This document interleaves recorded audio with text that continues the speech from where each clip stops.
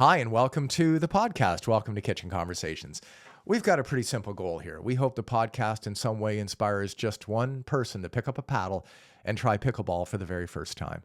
I think we all remember our first games. We certainly likely remember the people that helped us learn the game, learned how to score, learned how to hit a dink shot. Well, for me, that was a gentleman named Brian Cann. Brian was super helpful when I first started playing the game, and we've become friends. And I had a chance to get Brian into the studio recently to chat about his background in martial arts and finance and in coaching, and the important role that pickleball played at a point in Brian's life when he really needed the game. We're going to talk about all of that, what he's currently doing in coaching, and his thoughts on the game in the broader sense on today's episode of Kitchen Conversations. I'm glad you're sitting across from me. I want to start by delving into your background. I want to talk about pickleball. I want to talk about coaching. But before we do that, I want to share a personal story. I want to share a story about the first time you and I met. I remember getting on a court with you. It was court number 2. I'll never forget it. And I was facing off against you in one of the first games I ever played. And you terrified me. I mean, you absolutely terrified me. I remember coming home to my wife and saying, I met this guy tonight that has this amazing game. Like, I will never, ever play like this guy. It was mind blowing. So when I think of Brian Cann, I think of Brian Cann, the coach and the player and the mentor and the community leader and all the things. Apparently the terrifier. And the terrifier. I was going to say, I'm going to add the word terrifier in there. But Brian, honestly, it's my most vivid memory of you is being across the net from you. And you were just getting swept up in the vortex, Mike. That's all. I was. And I was getting addicted to the game in that moment, Brian, and probably didn't realize it. But, you know, in combination with that comment, I'd also offer that you were also the first person to come up to me and offer me some help.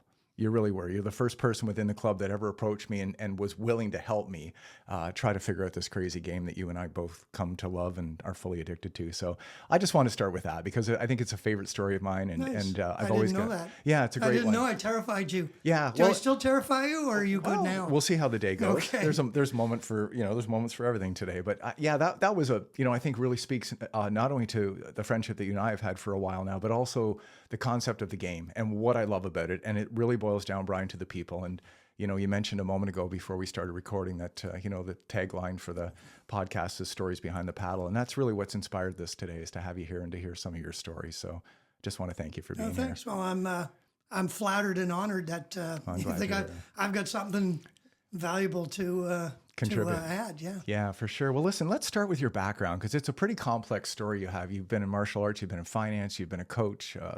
You fill a lot of roles, Brian. So just run with that for me. Just tell me a bit about your background, and then we'll dive into pickleball specifically in a couple minutes. Let's use the teaching as the anchor there. Sure. So my parents insisted all their kids could learn to swim. We lived close to some water, so they didn't want to have to supervise our every moment there. So all my brothers and sisters, we all had to take swimming lessons. Right. And so then when I get to teen years, you do all the standard swimming, and you're thinking, okay, now what can I do? Because you're getting to the point where you want to get a job and that sort of thing. And there were a couple of paths. You could become a lifeguard. You could become a swimming instructor, which meant you had to take some courses. So I did both. I didn't like lifeguarding. The monotony of sitting on a beach, staring at hundreds of people jumping up and down the water, acting like or looking like they're going to drown, but not drowning, and not reacting like a madman at 15, 16 years old. So I did that for a little bit, and it was like, plus I would never make, if we was in the military, I would never make, one of those guard guys in 3 o'clock in the morning. No. I just couldn't do it. I would just go crazy, right? I'd have to be doing dancing or something. So lifeguarding was out. Swimming instructing, sure. That's, I took courses and went to that. And, you taught basically kids from, 6 or something. That's a long time ago. Yeah. 6 until 16 or whatever, until they would get to the level of being a lifeguard. Do they really teach you how to teach? No, you just kind of flew by the seat of your pants and figured things out, right? I was saying to you before we started recording, you get a 5-year-old kid who is just scared of the water, doesn't want to get in the water. How do you figure out how to teach them how to swim? The parents have paid, they expect their kid to learn something, right? Yeah. I turned out I actually had a bit of a knack for that. I could coax kids to jump in the water. You sit in the water and say, come on, jump in, I'll catch you. Come on, jump in, I'll catch you. Geez, I don't even know if you could do that nowadays. Like, probably come not. on, I'll catch you. And then what you do is you'd have them jump, and you'd sort of, you kept getting a little further away from the edge, so they had to reach out, and before you'd catch them, then you'd get them by the arms, and then eventually you just wouldn't catch them. And that'd be it. They'd be And in the then water. they'd land and they'd stand and they realize that they're fine, right? And then you do it a couple more times and all of a sudden they go, okay, look, I overcame my fear. I didn't think about it at the time, but when I think about it as a coach now or Today. whatever, or when I think back, Yeah. over time you think back, you realize, how fear, confidence is a big factor that can inhibit someone. It's inhibited my pickleball game, and so I think about it a lot when I coach. That's a great people. point. I think about that. I think about that. Always thinking about, is this person? Are they really not playing well? Do they need help with their shot, or do they need a shot of confidence? Yeah. I just made that up. That sounded pretty good. Do Write they help that with down. a shot, or do they need a shot of confidence? Maybe write Or do that they just down. need a shot of something else? I don't know. Right? Or all three. Or all three. Yeah. Great point. It's an interesting point you make because, when you think about what holds people back from getting better at whatever it is they're trying to achieve in life, and that's a broad brush. I mean, you can apply that to a lot of things in life, Brian. It's a great point. So obviously early in life, coaching was something that you felt a natural sort of tendency to lean into. You weren't afraid of it. You felt you had something natural there, which is great. Well, it was easy when you're teaching kids because you're older, so it's always easier, right? It got harder when once I got working in that, and you become a financial guy, Right. because ultimately almost all your clients are older than you, right? And I remember the beginning of my financial career before I became a professional money manager. Working in a bank, and then going up the levels, climbing the ladder, I call it. It's like, well, you don't have any gray hair, so what do you know, right?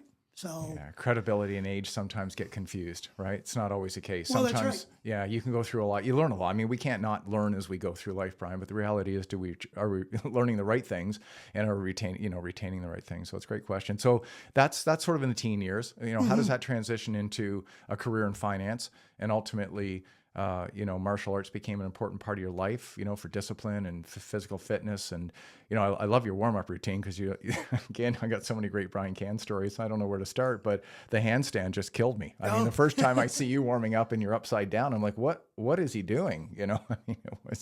I loved it. So take me from those early days of coaching and swimming and the kids, take me into the next phase. What comes after that?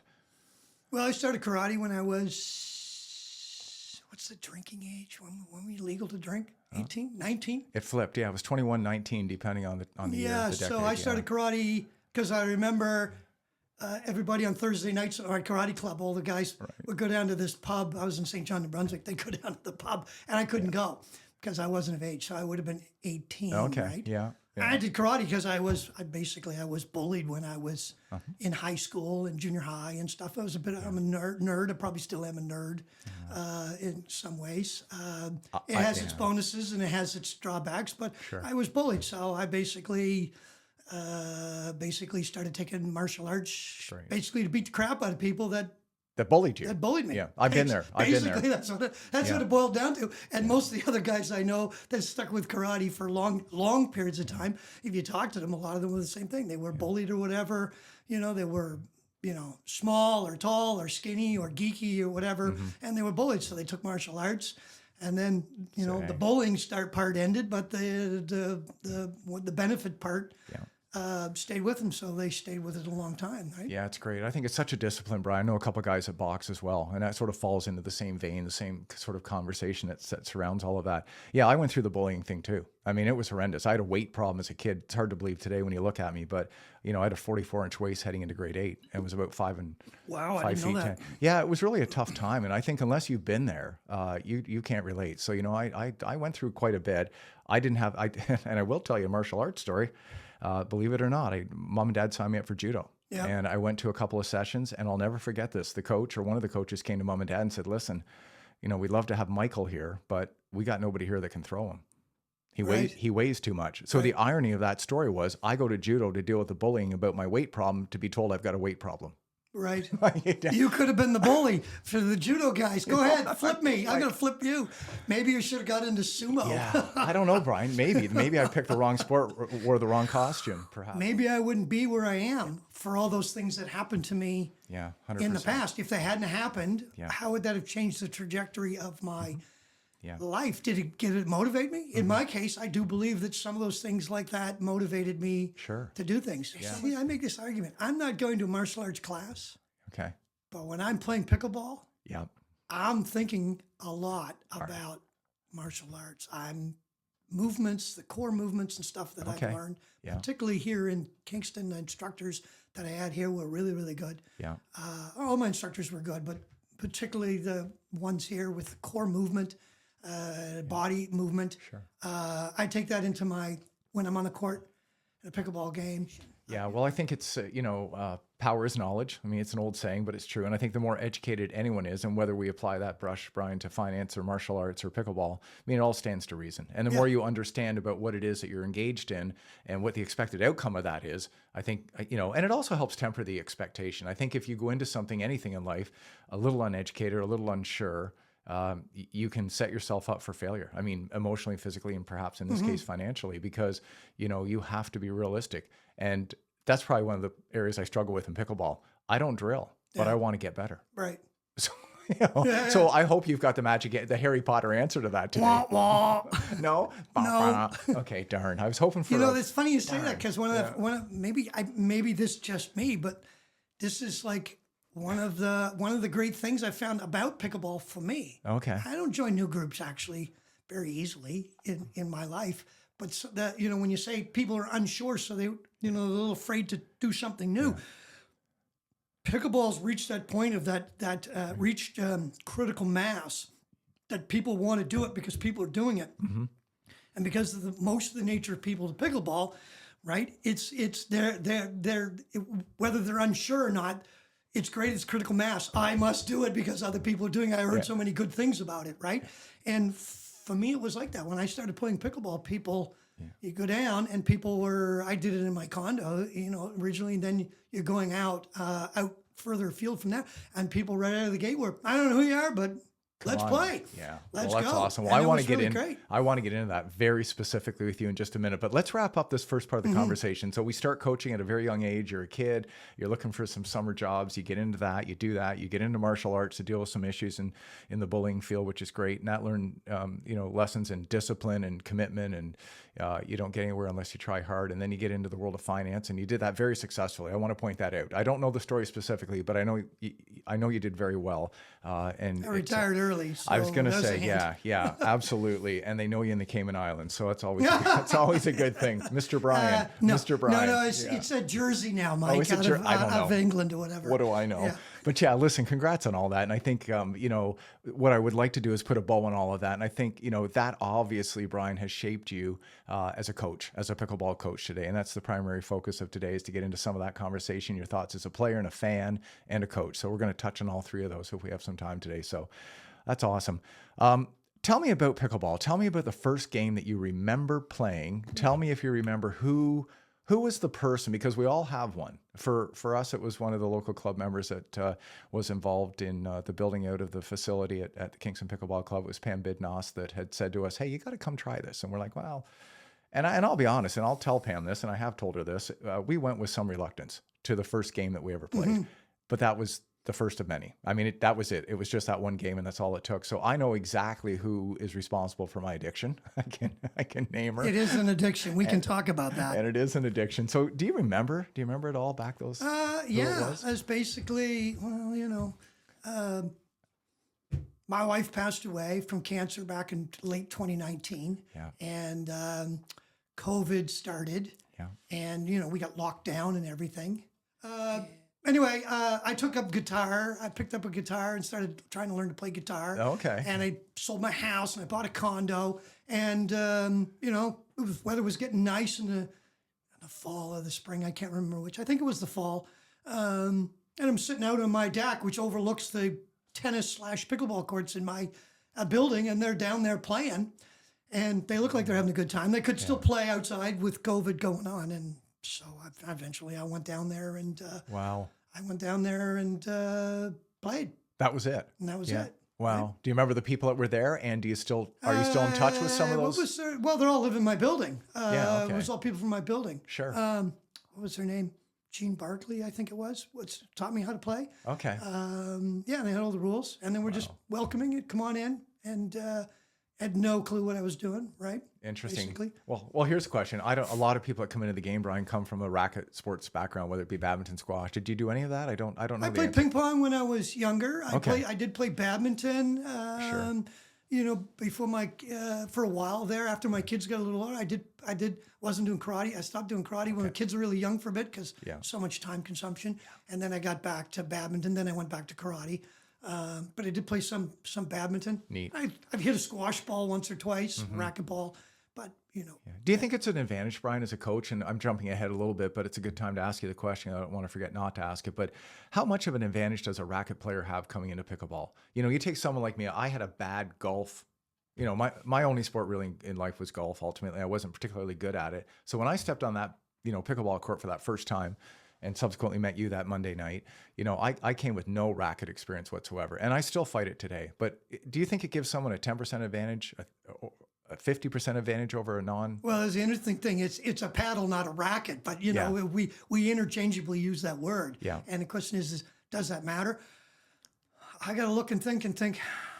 I've been in tournaments and I see guys show up and it's like at a tournament and going like, I never started, I picked up a pickleball paddle 2 months ago, Yeah. but I did 30 years of tennis Yeah. or 30 years of badminton or 30 years of ping pong. Yeah.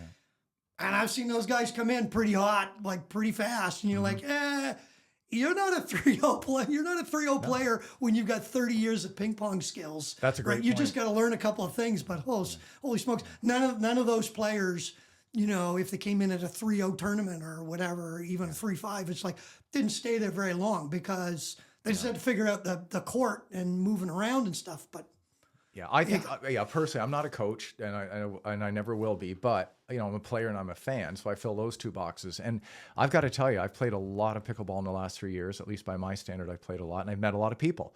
And the ones that immediately stand out to me when I've never met them, after I've played with them, I'll go over and say, what was your sport? And inevitably, it's either badminton, squash, tennis. And I think the tennis guys in particular have that sweeping stroke, that they hit those roll shots so beautifully. I think personally there's a huge advantage coming into pickleball if you've got some kind of racket sports experience for sure. to a degree. Yeah. I've seen lots of tennis people, if you can't take the skills that you need and hang on to them and dump the things that you shouldn't. Like you can't play the game on the baseline against good players, right? If you can get away with just about every one of those skills at 3-0 or a 3-5 level, but once you get to a 4-0 level, it starts to, if you don't have the other skills, it breaks down because you're getting away with it because you're playing against players who don't have the counter recipe to deal with it. But once you start to play players that, if like you're a fantastic driver, tennis from the baseline, accurate driver. But if you get good players who can do resets, you're screwed because you're sitting on the baseline and they're dropping balls in the kitchen. Oh, yeah, they're neutralizing you immediately. I had that yesterday. I had a guy, he was obviously an ex-tennis player, never left the baseline, and everything was a drive. So we just kept soft dropping it over the net, and, before we knew it was 11-3. He wasn't happy. But I think, my point to be clear is just I think at the entry point to the game, if you have never played pickleball, you're coming in with no racket sports experience versus someone with some tennis, badminton. I think that person has a slight advantage. Absolutely. For sure. If you don't know how to hit a ground stroke and they've been hitting ground strokes for 20 years, they've got at least one shot. One shot at, they're at least one rung on the ladder up ahead of you, right? Yeah, that's interesting. Right? Well, listen, let's go back to the condo. Let's go back to that first game that you're playing with your neighbors and fellow condo owners. And when does the addiction kick in? Did it kick in right then and there, or did it take a bit of time? And did you have any doubt in your mind, or was it immediate for you that this is a game for me? I think it was pretty quick. I bet. I bet it was. It was pretty quick. Yeah. Where did you go after that then? I mean, the condo's got that. You said you think it was the fall. Where did you? I'm thinking back now. It was the fall, and then of course, then it's like, well, it's they played pickleball as long as they could before they put the nets away, and then it's like, now what am I going to do? Yeah, which is a funny joke we often say to ourselves down south. Now what am I going to do? I finished playing pickleball. Now what am I going to do?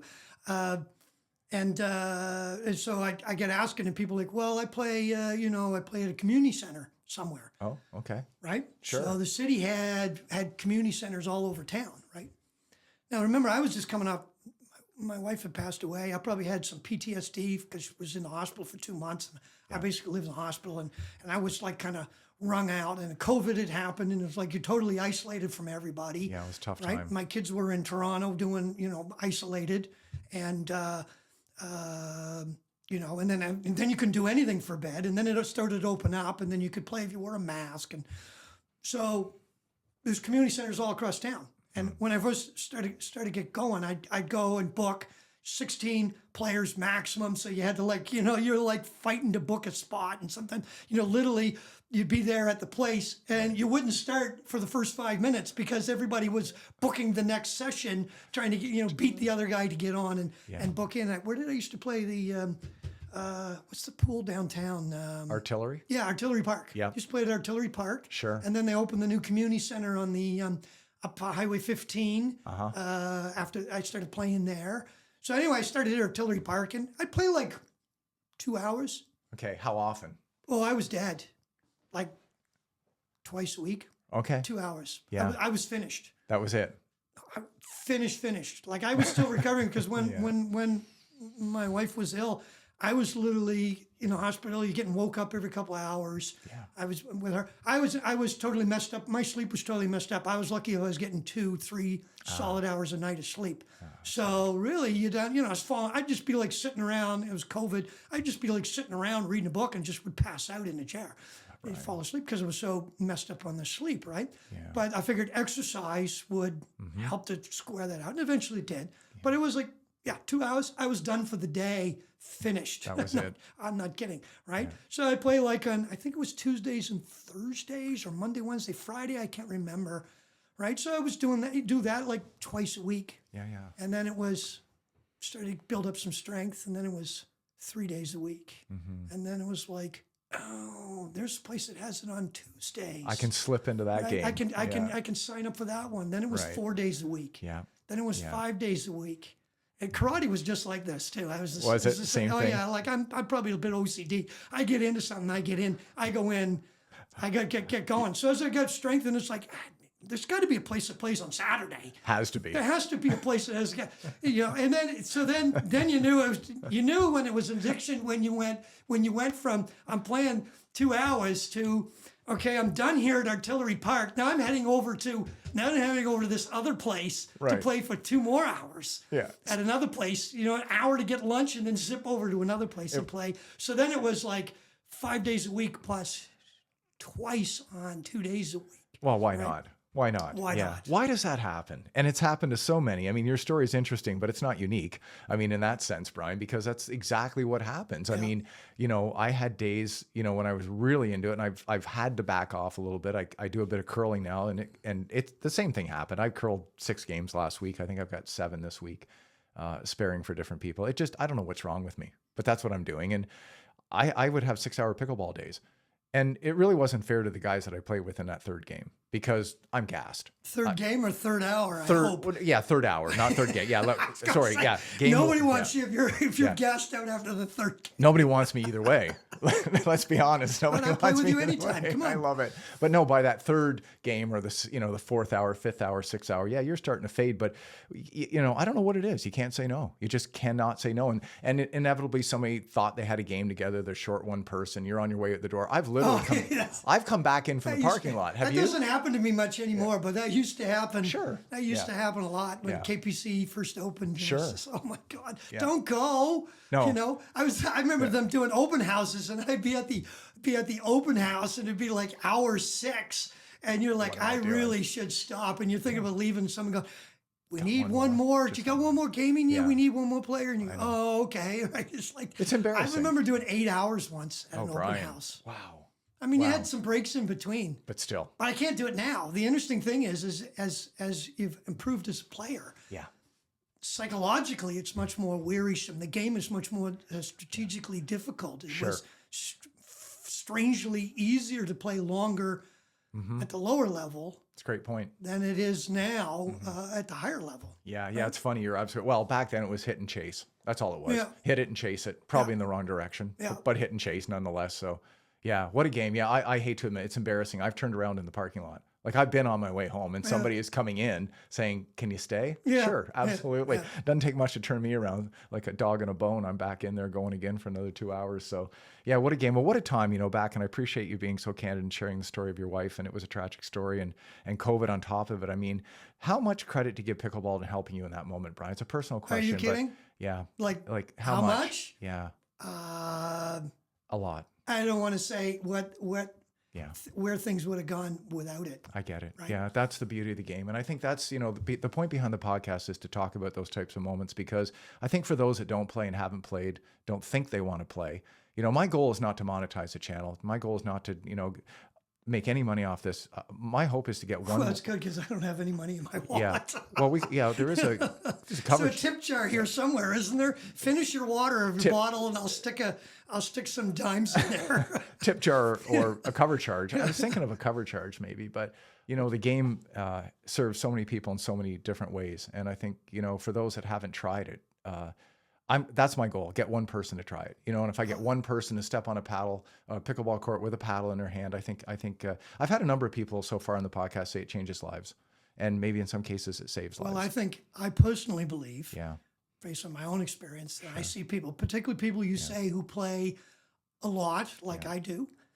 I would say if you probably looked on the underlying, instead of, alcohol, sex, drugs, alcohol, whatever, it's pickleball is solving some personal problem for them that would emerge in some other way, and they do it. They're getting that, and you can get some exercise, socialization. You're probably going to live longer. There's all kinds of research that shows that sure. That if you got exercise in a weight room versus on a tennis court, and I'm sure it applies to pickleball, the socialization aspect adds something. I'm always looking at research, by the way. Adds something like 4 to 5 extra years on your life, and it's not the exercise part; it's the socialization part that you get with people, right? Absolutely huge, Brian. The word lonely and loneliness has come up a couple of times now on the podcast in the few episodes I've had a chance to record so far from different people looking at the game through a different lens. The sense that the game solves some of that loneliness for a lot of people.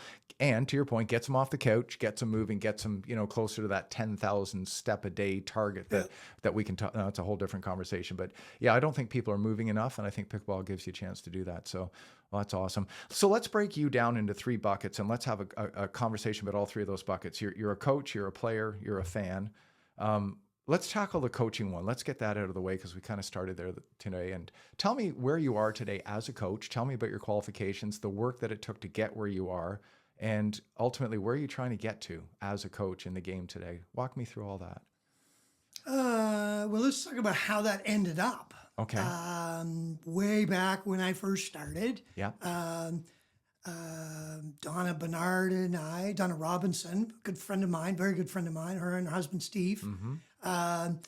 We were playing. They got me to play at the Y, which one more place I added on once I got going there. Donna was my massage therapist. Great.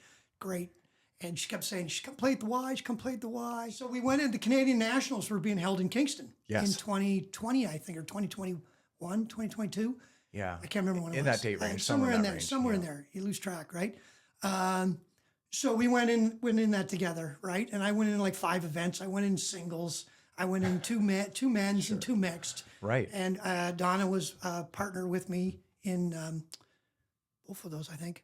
And I got slaughtered. Did you? But well, playing at the Y, I was mostly playing with people older than me. Right. And so you're playing, you're thinking you know what you're doing. And then you go into there and I just got absolutely hammered. My ass handed to me on a platter, to put it bluntly. I think I went out back afterwards and smashed my paddle and it started, just basically start over. Like literally going, what the heck is going on? I thought I knew how to play this thing. It was, everybody's simple game.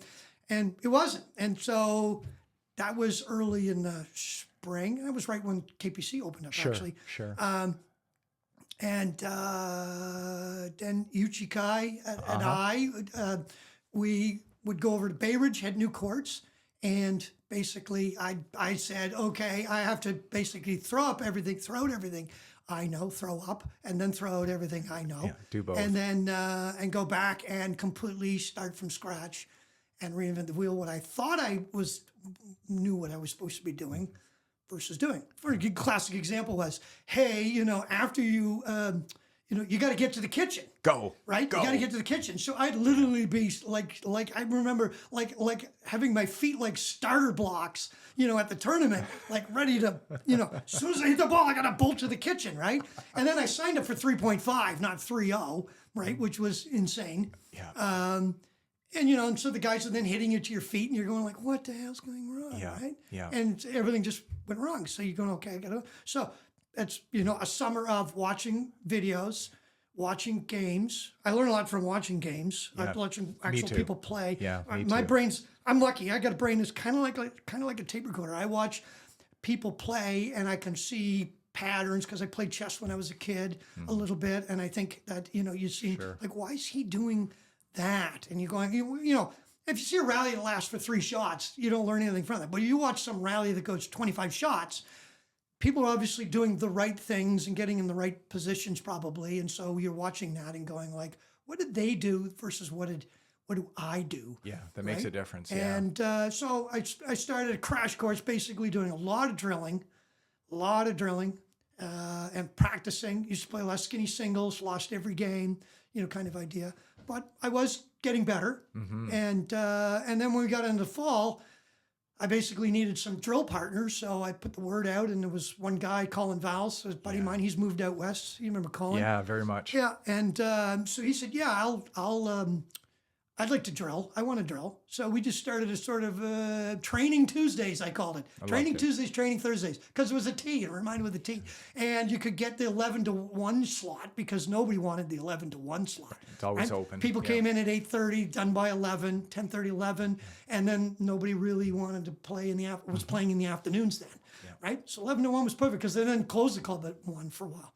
So it was perfect. So we got, him and I came in, and then I met this woman, Jamie Primo, one night. We were playing, and it was like, she was like, "Yeah, I'd like to drill." And I said, "Well, I got this thing going like 11 to 1. Oh, okay, I could come 12 to 1 on lunch." She lived somewhere around here nearby the club, so I think she could get away for lunch or whatever. She worked at home, I think. Yeah.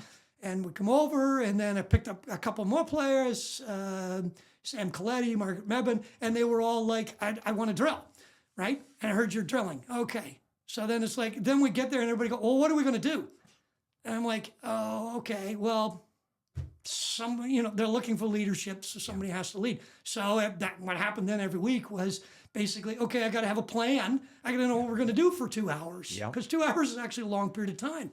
Yeah, right? It is. So I literally started writing out, what do we, I'd go look up drills online and what are we going to work on? And, you start, we play and you think we play for a bit and you think about, wow, what does everybody suck at, right? Well, everything, but what do we suck at the most? Right. Let's work on that. Let's work on that. Let's work on the worst thing, right? And try to, fix it up, right? Yeah, yeah. So really, if I can just grab that for a second, Brian, you started off with the intent to get better yourself. Yes. Needed a partner in which to do that, and people just started latching on. Right. Hey, I want to get better. I want to level up. How can so you didn't really set off in that moment to become a coach. Is that fair? You hadn't really thought, right. right. Yeah. No. I'm just going to go, I want to get better because I want to play up. I want to level up. So fascinating. I wonder how many coaches that you and I might have a familiarity with, names that we would all know sort of in the bigger pickleball picture, started off the same way. I wonder. I bet. Well, I love that. I love this story, and I love getting my head wrapped around how it started. I do very clearly remember Colin and that group that you've mentioned. I remember you guys coming in, like you say, at the 11 o'clock and drilling. And So sitting here today, we're recording this in March of 2026 to date and time stamp it. So in case it's listened to at some point in the future, but where you are today, as far as your coaching credentials, Brian, are you looking to expand that? Are you still looking to grow that side of your life? Well, I've got the level 2. Yeah. I'm thinking about doing the Pickleball Coaching International level 2, just because it's international. Okay. I mean, I don't know where I would do that at, right? Yeah. And is this a hobby right now for you, or is it more than a hobby at this point? Is it just something that you feel compelled? Let me rephrase that. Do you feel a sense of responsibility, Brian, to give back to the game in some way? It's given you, obviously, we're very kind to share your personal journey into pickleball and what it meant to you at that point in your life. Is there something about you or a part of you that feels compelled to give back to the game in some way? Is there any? I don't know if compelled is the word I use. I worked in the service business at the bank, right? Right. As a professional money manager, but it's a service business, right? Sure. And, I did martial arts and, supposedly the word samurai means to serve, Yes. right? And so that Interesting. used to be my moniker at one point, Kingston Samurai, right? It's like to serve. I like helping people. And would I do it for free? Yeah, Once in a while. maybe, but you might get swamped with people. So basically, you say my time has value, so I've assigned a time on it. But still, I don't charge very much compared to. I was just texting with my friend Donna this morning, and they're $170 an hour U.S. down in Naples. Wow. And having no problem filling the class. Yeah. No. Yeah, it's crazy. Well, good for you. Well, congratulations and all that. I mean, I go back to that first encounter you and I had, and as intimidated and terrified as I was, you were very helpful. And there was something about you in that moment that I think has lent itself to where you are today in coaching. I think it's part of you. So congrats on all that. 2 quick questions on coaching, and then we'll move on to you being a fan and a player. How important is that relationship with a client? So if I come to you as a new client potentially, is there a moment where, do we have to click, or is it so technical that personalities don't necessarily? No, I don't agree with that at all. Okay. This is my opinion. Yes. My opinion is that, you got to click. Yeah, I agree. You got to click. My style is my style. I guarantee you, my style doesn't work for someone. Okay. Some people, right? Who they are, I have no idea. Yeah. I just know they're there because they're not asking me to do it, Sure, right? sure. They've looked at me and says, I don't like your style, so Right. even if you did, I wouldn't, right? Or somebody comes to you, and you always ask yourself that question. Somebody comes to you the first time, and they take a lesson with you, and you never see them again. You kind of right? know. You kind of, well, no, not necessarily. That might not be the reason, but it might have been the reason. Right. You think about it. I think about it anyway. Sure. I overthink a lot of things. So, Yeah. But I think about that. That might be the reason. But I definitely believe that different players and coaches have different communication style. Different people have different communication styles, Sure. and the way the person responds to communication style, right? And when I was younger, I learned that because I used to teach kids.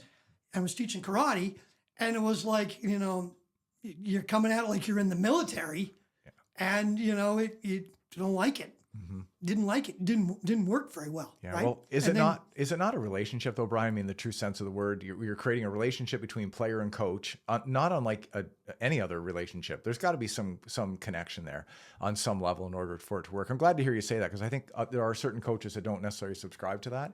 But as a player who has had a lesson or two that didn't go well, I think there needs to be a connection for sure. Final question. I might be talking about the average player, not a professional player. Maybe a professional player says, I don't care whether I hate that coach. If they're a great coach, I'll live with the fact that I hate them. Sure. Ever seen the movie Whiplash? Right? It's like the guy hates the guy, but he brings out the very best in him. Right. So it works. Which is a whole nother thing about, we could get into a whole podcast about addiction gone wrong in a sport, which I think about. Maybe we'll do that. I'll mark it down. We'll have you back. Final question on coaching. Have you, in the time that you've coached, run into anyone in pickleball, Brian, that you would classify as uncoachable? In other words, is this a game that everyone can learn, or is there just a certain amount of physicality and athleticism that you really do have to have in order to even get to a 2-5 level? Sure. Is there people that are uncoachable? Sure. If a person doesn't think that what I could bring to the table is going to go to them, then they're uncoachable to me, right? Or or I'm uncoached to them. Sure. But is anyone uncoachable? I've never. Yeah. I'm not to say that there isn't, but I've never encountered anyone that I've coached that is not coachable. Good. Well, the reason for those 2 questions was, I hope there's someone listening today that may have taken a lesson and it didn't go well, because that's me. I had a lesson that didn't go well once, and I remember coming home and saying to my wife that. I just don't know about this game. Like, if this is what this game's all about, I'm not sure it's for me. And quite honestly, Brian, I almost gave up at that point. Yeah. And it was just a disconnect between the coach and I. And this particular individual spent more time hitting me in the shoulders and the forehead and the belly and body shots. And and telling me all the things. I don't remember one positive that came out of that lesson where this person said to me, hey, you're really, pretty good at this. I think you can become somewhat paralyzed as a player who's looking to get better, who wants to level up. If you run into the wrong coach, and again, just to reiterate the point why I wanted to get into this with you today, it was a key point for me. I think there are people out there that have tried coaching. It didn't go well. And my fear is they've given up on either coaching, or worse yet, they've given up on the game. They've come away, as I almost did, thinking this might not be for me. And I love the game so much, and I care so much for the game, that I don't want to see that happen. So if this message reaches just one person who's listening right now, who tried coaching and it didn't work, I'm going to put the show notes, contact points for Brian Cann, into the show notes for sure. And we're going to do that. I'm all for it. Because human beings, I don't. Everybody has their personal quibbles. They have their emotional stuff, and they have their preferences. And so I totally accept not everybody wants to be coached by Brian Cann. My style, my thing. Some people go, you're too cavalier, you're too serious. And some places say you're too serious. You're too. I don't like the sound of your voice. Whatever. I don't really care. I don't care. I'm not doing it for a living. I'm doing it because I like helping people. I help the people that want the help. I'm fully endorse and desire more coaches. I'm not doing it for a living, so I don't really care. And I can get, if coaching do it for a living, you maybe don't want competition. But I personally believe, competition will bring the best coaches to the top. If I'm not one of them, then no one will ask me to coach them. Fine, then I won't. Yeah. Or I'll lower my price so far. I'm going to get some business. That I do because I want to help, because I do want to help people. But I think that earnestly, because I do want to help people, I guess that comes out or whatever. And so it's evident that I'm passionate about it, and that I do want people to succeed. Right. I literally, when that I subbed in for a guy last week in a class, and it was 4 players, and the one woman was having difficulty with the serve, and we finished up, and she still had time, and I said, I'm sticking around until you hit one or two good serves. And I didn't say too much. I said, just do like this, and she was having trouble. I said, the only thing I says, try a wider sort of, describe a C with your arm into a bit of a wider. Don't inhibit yourself so much, right? She wasn't getting it over the net. Well, she hit a bunch. She hit a bunch over. I said, good, okay, my job is done. Let's go. I'm leaving. Okay, but I wanted to leave. I didn't want to leave on failure. I wanted to leave on success. For sure. Well, it's an important part of the conversation today, Brian. So I hope we've done our part in encouraging anyone that's out there listening to not give up on that first experience, because not every experience in life, whether we're talking coaching or anything else for that matter, if you gave up every time something didn't go well, you wouldn't get much done. So, well, thanks for that. That was really awesome. Let's talk about you as a player. Where are you today in the game? What are you trying to achieve? Are you doing tournament play still? Are you just doing, where are you? Give me a sense of where am I? Where is Brian Cann, the player, today? We've heard about the coach, which is great, but where are you as a player today? Well, my duper is 4.1. Well, congratulations. I'm duper confused, so it means nothing to me. And I sometimes think duper is confused. I don't really know. I don't think anybody I'm knows. a math guy from way back, statistics and everything, and I see their numbers and I listen to the stories, and I understand what they're saying, but I can't understand how their algorithm comes up with the numbers. Now, maybe they just don't have the big enough data set. I don't know, but I've heard too many stories that that's just like, I don't understand how 2 players play on a court against 2 other players and they win, and one player's duper moves and the other one doesn't, or goes down, or does the opposite. And it's just, I can't fathom it. And I think they would do a better, and I know they're trying, because I was on a duper conference call. I know they're trying, but it would be, I think the biggest thing they could do is keep doing those duper calls and explaining to people how the algorithm works. So your game today, so you're a 4.1 on duper, whatever that means, and we'll figure that out another time perhaps. But what are you doing these days? Are you playing more or less? Playing lots. I was just down south playing probably 4 hours-ish a day. Well, tell me about that. Not literally 4 hours nonstop, but 4 hours a day. And down south, we're talking Florida. Sometimes people don't like to hear that, so I just say down that's south. okay. Well, listen. Some people don't like where they want you further south, right? Yeah. But we're not going to get into that. So I play where they play the U.S. Open. Super. And I have a place in a resort there, and they have courts, and there's some really great players. They're all great people. I help coach a women's 3.5 Nice. team and a 3.0 team there, Yeah. and watched them improve the last couple of nights. It's just been fantastic, helping them again. I just do that because I'm there. Something to do. We do things on Sunday and then help them during games. And then the rest of the time when I'm not playing there, I play down on the where they play the U.S. Open, East Naples. It's called East Naples Community Center, and they have courts. They get 60 courts. It's amazing, and they get tens of thousands of people for the U.S. Open, which is coming up. And I play on I play whatever courts I'm playing on down there. Sometimes I play with friends on the 3.5 courts, but to play in the 4.0 courts, you have to have been certified, verified, whatever you want to call it. Assessed. Yes, Sure. assessed. You need to be assessed. I got that done the Okay, other good, year. good. And so you got a tag that you carry, and they check your tag when you come over and you play. And I play there. Lots of great players and great games. I have my own net. It's set up in my living room, and I practice shots. Of course you do. Target shots. Of course you do. Why wouldn't you? Into a box. Who doesn't have a net in their living room? But I didn't generally play tournaments in the winter because I found my game really went backwards quite a bit. Okay. Primarily because I think just seasonal affective. Sure. Messed up with my sleep and all kinds of stuff. And so your hand-eye coordination was off. And then you get frustrated because you're not playing the way you could play, right? And I'm really happy when I can play totally relaxed on the court. Sure. And you just see shots that you can make, ATPs, Ernie's, just and good precision shots, the shot you want to make, the shot your brain asked you to make. And your hand makes the shot. I love that when that happens. And when I don't get enough sleep, and I'm sure this is like any sport, you don't get enough sleep, and your brain says, make the shot, and you don't, you try to do a forehand roll, and you just roll that right out the back over the net and into the next court, and you're just slapping yourself going, I can do this. God damn it. It's funny you mentioned I could do it. What happened today?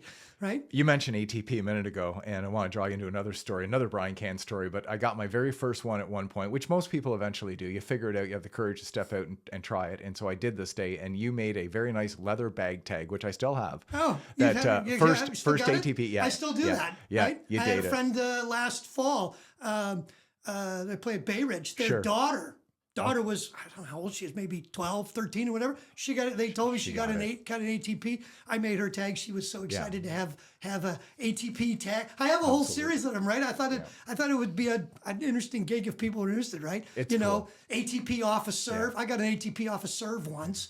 Your first Ernie, your first Tui, kind of thing, and just they're fun. Like Scouts badges, right? Was the idea? Except they do them like a little leather pickleball tag, and you hang it off your bag. Well, right? they're milestone moments, and the reason I mentioned that today is because I played yesterday, and I had an ATP. It was a beautiful ATP, which most are. This was really nice, and I thought of you in that exact moment. So the tag that you gave me, a couple years back. It's rare for me. I don't get many of them, and that's partly because of the level I play at. I'm playing down at this point. I find I'm enjoying the social game way more than the competitive games. I've stepped out of that.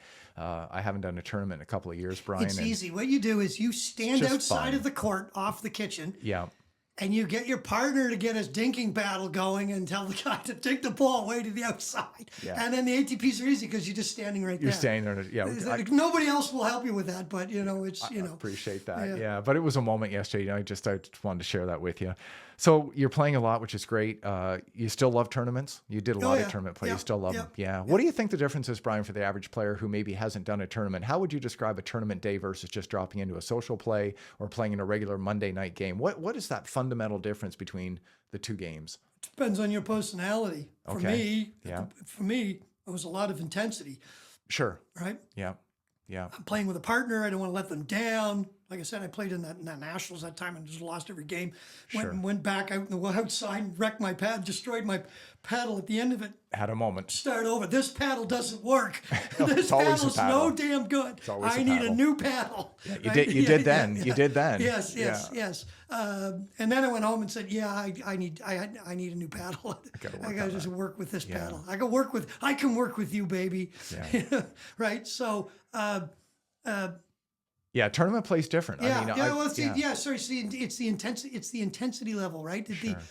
Well, it's also the tournament. Right? Is it a tournament you're gonna go and they got dedicated courts, and you're gonna go to your court and you're gonna play in your bracket, boom, boom, boom, boom, and you're finished, right? Or you're gonna play and then you might be an hour and a half, waiting for your next game, depending on how the tournament is run, and. That's so. Is that a game of ability or a game of patience, or a game of a person who can warm up faster than the other guys? And I played in a tournament down in East Naples with Steve Robinson once a couple of years ago. Okay. We went in 3-5, 13 teams in our bracket. Now they got 60 courts there, 60 courts. That's a lot. 13 teams in our bracket. So, and we had it was one of those, it wasn't your regular, you play one game, you're going to play a round robin. It's basically you play 3 games. Okay. I can't remember how they call that. You play 3 games against the team, as many as 3. And if you lose, you go down to the loser's bracket. If you lose again, you're out. So you do get your 3 games minimum, or 4 games in this case, right? So we played in that. It rained. You're supposed to start at 8:30. They said come at 9:30. We didn't start till 10:30. We didn't play our next match until 3:30. Whoa. I'm sitting there, and it's hot down there. Yeah. I'm sitting there, like Steve, we're just wandering around. They have great big announcement things, so we knew they'd announce. It's like we're sitting there going, courts are empty all over the place. We're waiting for our game, Wow. We lost our first game. We lost our first set of matches. Well, they were the gold medal guys, so we faced the gold medal guys right out of the gate. Why not? Classic. Why right? not? So we're down the bottom bracket.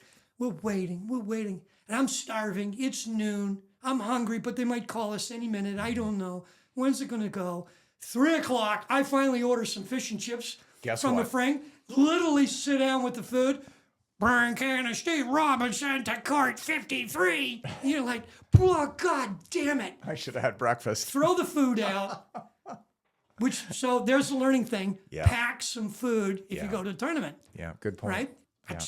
Yeah. Well, the reason I wanted to touch on it with you was I've had both experiences. I've had tournaments that ran like a Swiss Army wall, just boom, boom, boom. It was perfect, in and out, done, loved it. And then I've had tournaments where it's lagged. And you mentally check out at some point. If you're not fueling yourself properly, if you're not getting some quiet, and trying to find a quiet space at a tournament can be a challenge too. Yeah. Try to find a quiet corner. And it's not always easy. Yeah. So, tournament play, I would think, is not for everyone, but I would encourage everyone to try it. If you want to get better, let me tell you. Try it. It's like you can play, you can play rec game. Sure. You can play a competitive game. Yeah. And then you can play a tournament game. 3 different games. For you. Yeah. Each level is more intense. You think you're playing a competitive game and you think you're doing well. You go in a tournament game, you're playing against other players just like you. You think you're practicing 3 times a week? So are they probably. Yeah. You think you want to win this thing and you want to be a senior pro or whatever? So do they. Yes. Right? Yes. And there can be only one, like a Highlander, right? Well, and inevitably, Brian, there's always that one team, and you know what I'm going to say here. They don't belong there. Like your heart is kind of broken. They somehow got into the bracket. I always hope I face them first so I get my warm-up. I get to cut my warm-up game teeth on that team. I know, but I've been on both sides of the net on that one, and it's not fun. I remember because you beat me once on a tournament. You and I can't remember who that was. But, I don't remember ever beating you, ever. Yeah, it was a 3-5. I remember you were wearing red shirts. Jeez. And, might have been Terry. Might have been. I think it was Terry Grosjean. I think it was. I think it was. I remember. Just saw Terry last weekend in Peterborough. Yeah. Well, listen, that's great insight into all that. Tell me, where do you settle on the game as a fan today? And that's going to segue into a couple of questions about the game today, Brian. And as a fan, perhaps a player and a coach, is there anything about the game that concerns you today? Are you concerned about paddle technology, about the big money in the tournaments, the debate between the different tours?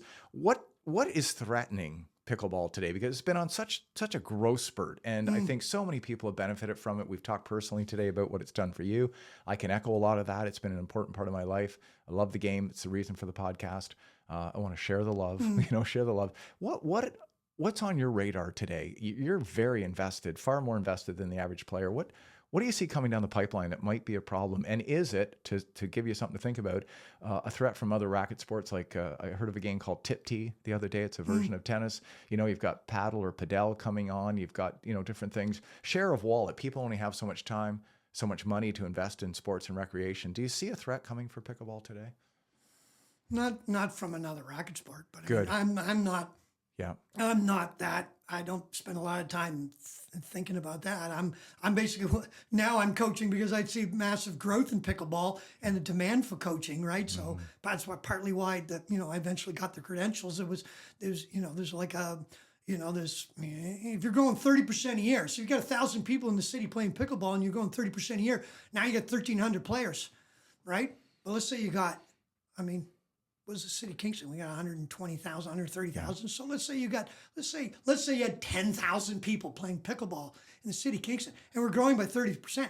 That's 3,000 people. That's 13,000 people. Yeah. There must be a few people in there that want coaching. You could literally be coaching as a full-time job with that many people, theoretically, right? Because there's only like a half a dozen coaches or something, Right. maybe 10 coaches in the entire city, right? Yeah. And we're all of different calibers and experiences, but there's only 10. There probably, if everybody really got serious about, getting better through coaching, and that's the problem is people don't. They just take up the thing and they hit the ball. That's what I'll get to your answer with this a little. That's It fine. just pops in mind. It's a little. Yeah. It's a little. It's. I did it myself, and I didn't do it. But Yeah. I would say to people when I'm coaching, particularly people who've been get going, and you see them doing stuff, and you're going like, well, you pick up a paddle, somebody shows you how to play. They don't know how to play it all that very well either. They show you how to play, so you start doing that, and you go for 2 or 3 years. It's kind of like, which I was lucky I'd win in the Nationals earlier, and I kind of blew up and said, okay, before I get too far deep in, I better I regroup. better regroup. And I've taken lessons with Jeff Elwood, who's a really fantastic player and a coach. And I've taken lessons, one of my he said, what's your big thing? He says, Jeff, I'm afraid that I'm developing a habit that I don't even know of, doing something that's going to become an iron habit that's going to block me Right. from getting to 4-5 or something. Great point. That I don't even know is happening because I don't know what I don't know. Yep. Right. So I need you. He said, "What do you want to work on?" I said, "What I want you to do is I want you to look at my game and then tell me, have you seen me do something that's really fundamentally bad?"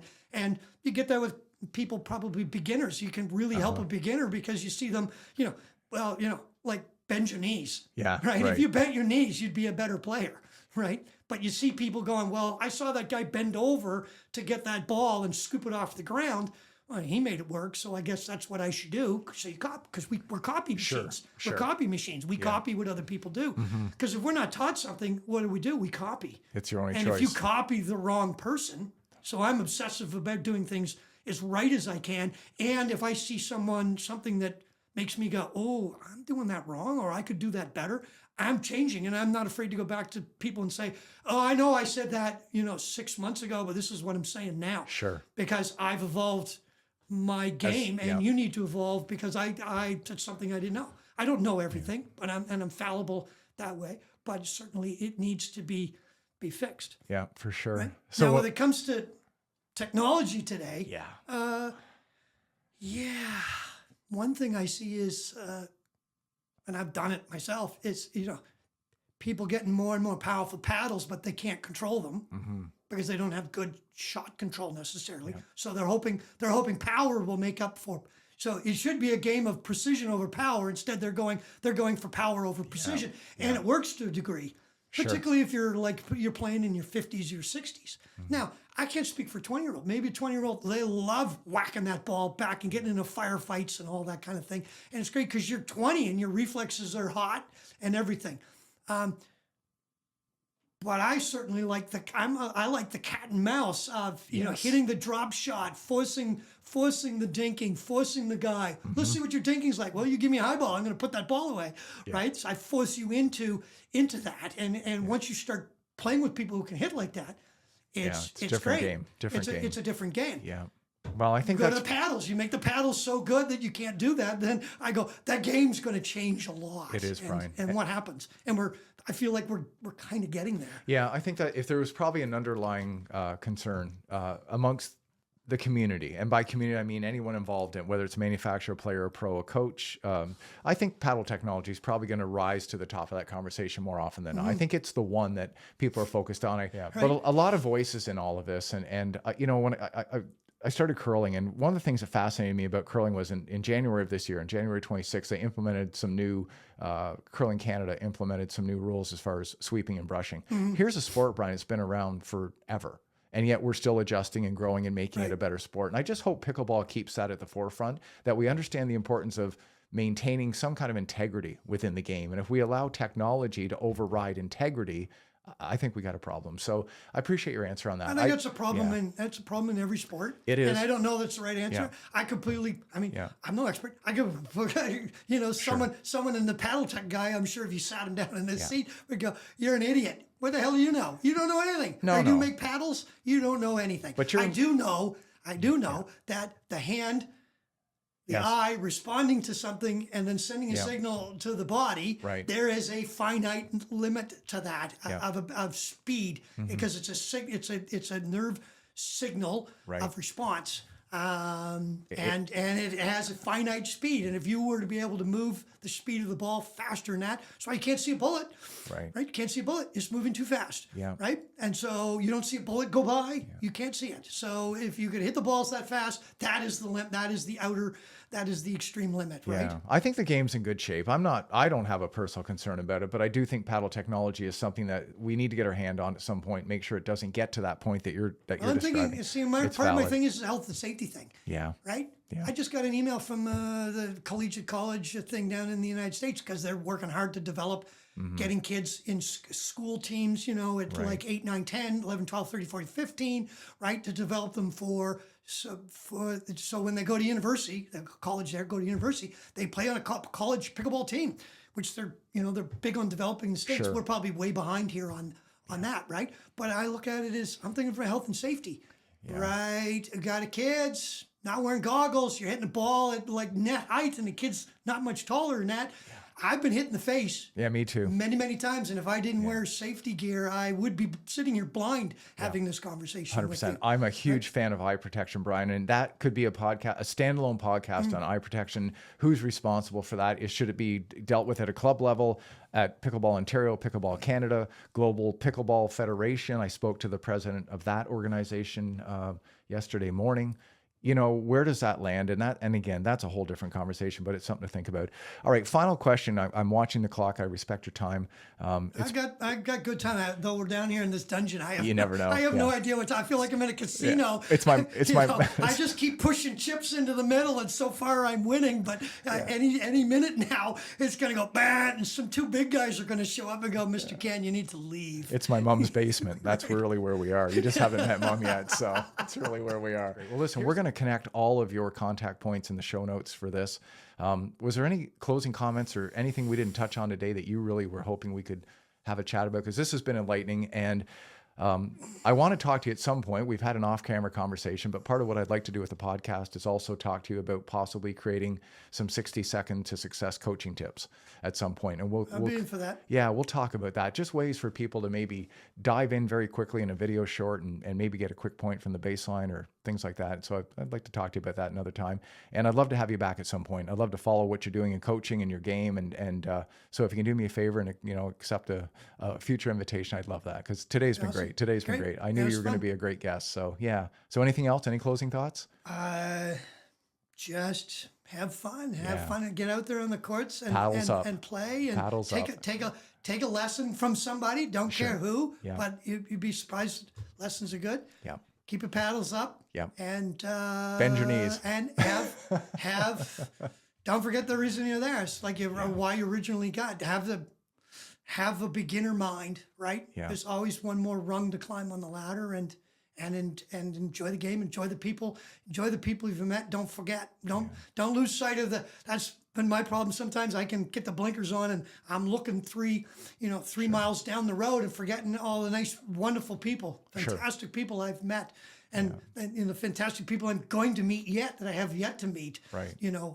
Playing pickleball, and I'm so fortunate that I found it when I did. Yeah. And that I'm got an obsessive personality to try to improve, to be better, and that I can play as well as I can, and I'm healthy, knock on wood, at my age, and considering what happened in my past, I'm just happy to be every day, get up and be able to go, oh, I can play today somewhere. Yeah, good for you. Well, great thoughts, Brian. Listen, I've enjoyed getting to know you. You're one of the first people I met, and I say this very genuinely to you. I really appreciate all you did to help me. You were there for me from the get-go, and you were on my short list of people that really helped me get into the game. And I miss playing with you. I haven't been on a court with you in a long time, so maybe we're going to have to make that happen sooner than later. Let's go. Get back out there. And of course, I'll be worried about the coaching side of you now, watching everything I'm doing and doing wrong. But yeah, we'll talk about that. I went through that as a coach phase too. Did you? Yeah.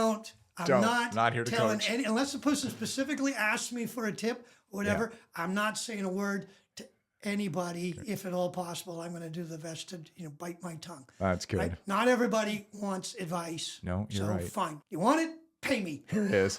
Sign up. Right? Yeah. Yes. Go on my calendar. Right? Yeah. Well, thanks for this, Brian. It's been great. And thanks for all you do for the game. Keep doing it and keep being a passionate player. I love it. I love all the people that I'm meeting. They're fantastic people. And there's lots of people out there, trying to make pickleball greater or expand the range of pickleball, get it in front of more people, or they're just, like you were mentioning, Pam, just the diligence of day in and day out, making sure that, the club is, where we play at is, taken care of and things are running and all that. And it's just lots of unsung heroes out there that are, making sure the places are, the places are running, things will keep going. Right? Well, like somebody said, somebody's got to put the key in the door. Yeah. We always said that with our business. The first guy in the door is a pretty important person Yeah. because they put the key in the door and turn the lights on. Yeah. And so let's keep the lights on for pickleball.